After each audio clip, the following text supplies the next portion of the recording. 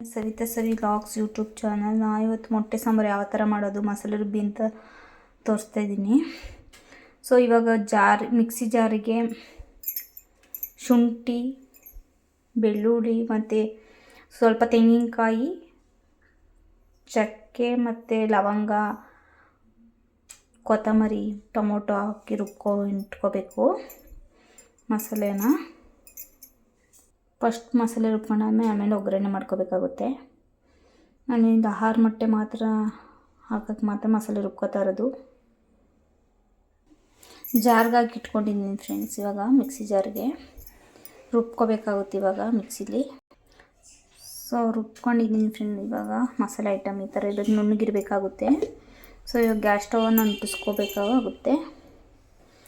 Gas stove ಅಂಟಿಸ್ಕೊಂಡಾದ್ಮೇಲೆ ಬಾಣಲೆನ ಇಡ್ತಾಯಿದ್ದೀನಿ. ಒಗ್ಗರಣೆ ಮಾಡ್ಕೋಬೇಕು. ಬಾಣಲೆ ಕಾಯ್ದಾದ್ಮೇಲೆ ಎಣ್ಣೆಯನ್ನು ಹಾಕಬೇಕಾಗುತ್ತೆ.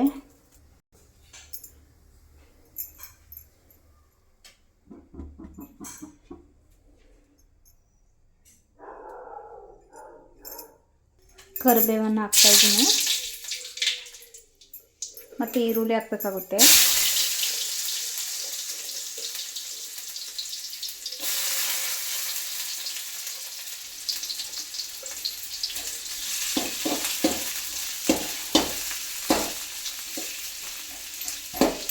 ಈರುಳ್ಳಿ ರೋಸ್ಟ್ ಆಗಬೇಕು ಸ್ವಲ್ಪ. ಆಮೇಲೆ ಟೊಮೊಟೊ ಹಾಕ್ಕೋಬೇಕು. ಈರುಳ್ಳಿ ರೋಸ್ಟ್ ಆಗಿದೆ, ಟೊಮೊಟೊನ ಹಾಕಬೇಕಾಗುತ್ತೆ.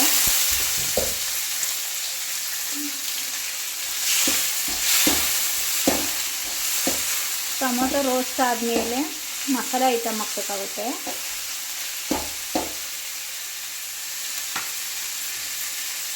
ಟೊಮೊಟೊ ರೋಸ್ಟ್ ಆಗಿದೆ ಫ್ರೆಂಡ್ಸ್. ಮಸಾಲೆಯನ್ನು ಹಾಕಬೇಕಾಗುತ್ತೆ.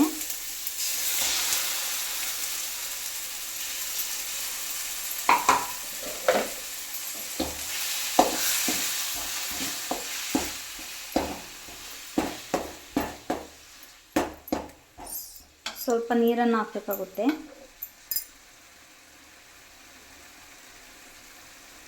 ಇಲ್ಲಿ ನಾನು 1.5 ಚಮಚ ನೀರನ್ನು ಹಾಕ್ಕೊಂಡಿದ್ದೀನಿ. ಮತ್ತು ಧನಿಯದ ಪುಡಿಯನ್ನು ಹಾಕಬೇಕಾಗುತ್ತೆ ಫ್ರೆಂಡ್ಸ್. ಸ್ವಲ್ಪ ಖಾರದ ಪುಡಿ ಹಾಕಬೇಕಾಗುತ್ತೆ, ಚಿಲ್ಲಿ ಪೌಡರ್.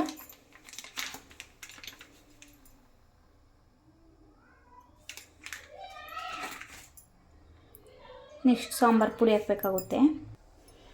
ನಾನಿಲ್ಲಿ MTR ಸಾಂಬಾರು ಪುಡಿಯನ್ನು ಯೂಸ್ ಮಾಡ್ತೀನಿ, ಕಂಪ್ನಿದು. ಚೆನ್ನಾಗಿರುತ್ತೆ ಅಂದ್ಬಿಟ್ಟು ಸೊ 1 ಪಾಕೆಟನ್ನು ಹಾಕ್ತಾಯಿದ್ದೀನಿ.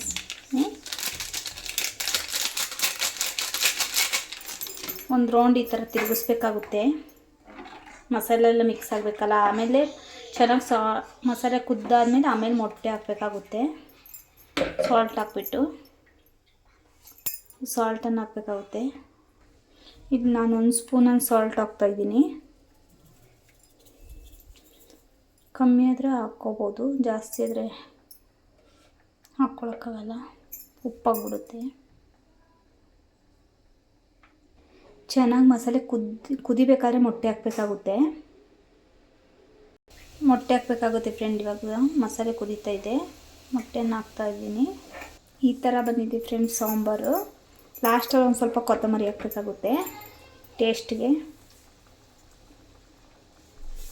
ಸೊ ಈ ವಿಡಿಯೋ ಲೈಕ್ ಆದರೆ ಲೈಕ್ ಮಾಡಿ, ಕಮೆಂಟ್ಸ್ ಮಾಡಿ, ಶೇರ್ ಮಾಡಿ, ಹಾಗೆ ಸಬ್ಸ್ಕ್ರೈಬರ್ಸ್ ಮಾಡ್ಕೊಳ್ಳಿ ಫ್ರೆಂಡ್.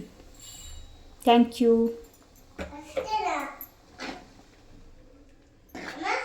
ಈ ಥರ ಬಂದಿದೆ ಮೊಟ್ಟೆನೂ ಚೆನ್ನಾಗಿ ಈ ಥರ ಇರಬೇಕು.